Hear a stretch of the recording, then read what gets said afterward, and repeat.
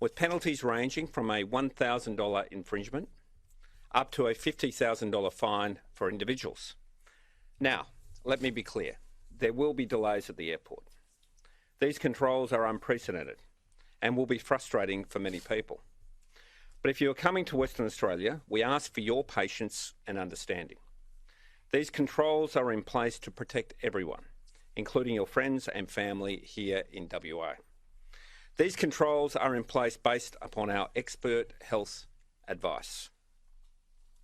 Now, I understand many West Australians might be anxious about these changes. That's understandable. But I want to reassure everyone, these are cautious and safe measures. I wouldn't be taking this step without having the health advice to back it up. We have to have confidence in the health advice. The reality is, Australia has done a sensational job. We have waited a long time to get to this point.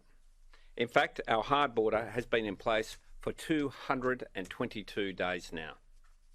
I know for some people, this has been an extremely difficult and long wait. I understand that. I wish I could have seen my parents who live in New South Wales during this period.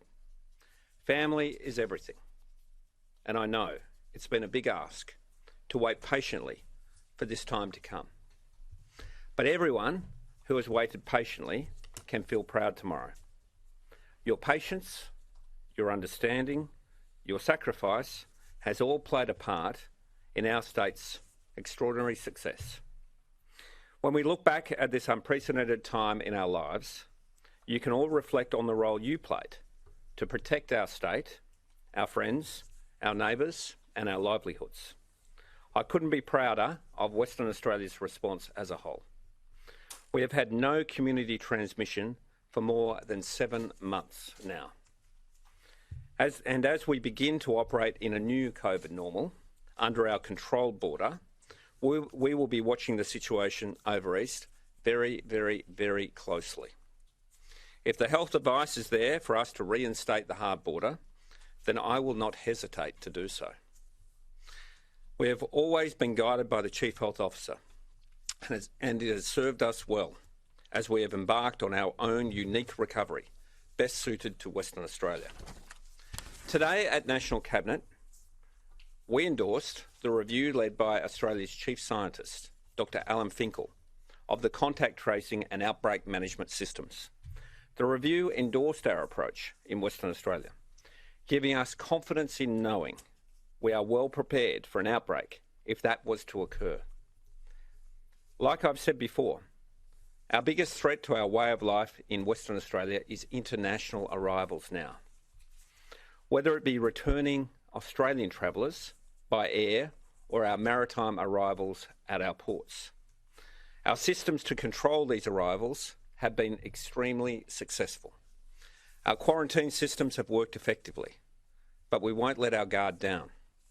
As we look around the world, we know that COVID-19 is circling Australia, and therefore we cannot get complacent.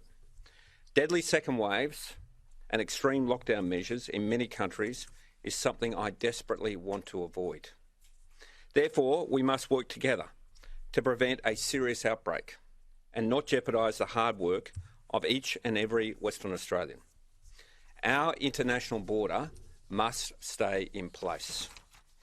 I'm pleased the Prime Minister agrees with this approach and will not unnecessarily rush to reopening our international borders. Given where we are at in Australia and our success in defeating this virus, we just cannot afford to take that risk. Thank you. I'll invite any questions. How many arrivals are you expecting by road and air in the first weekend and the first week? We are expecting through the airport, international and interstate, over the weekend, around 2,000 people.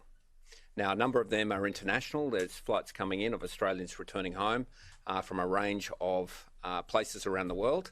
The domestic flights, I couldn't give you an exact figure, but the totality of the two is around 2,000.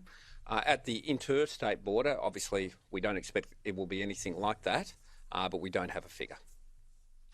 When you announced the hard border in April, you said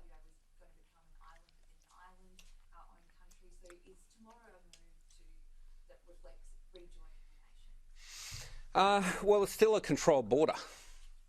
It's still a controlled border. It's still something that was unimaginable. It's still something that was unimaginable a year ago. So a controlled border is still a border. It's actually a relatively modest change, especially in relation to New South Wales and Victoria.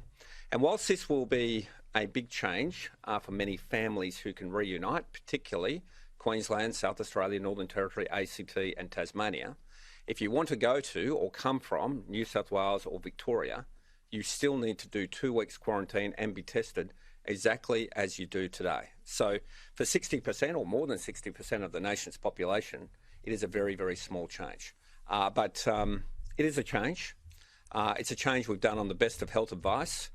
We are very, very, very confident that this is a safe measure to take. We wouldn't be taking it unless we're absolutely 100% sure that it is a safe measure to put in place.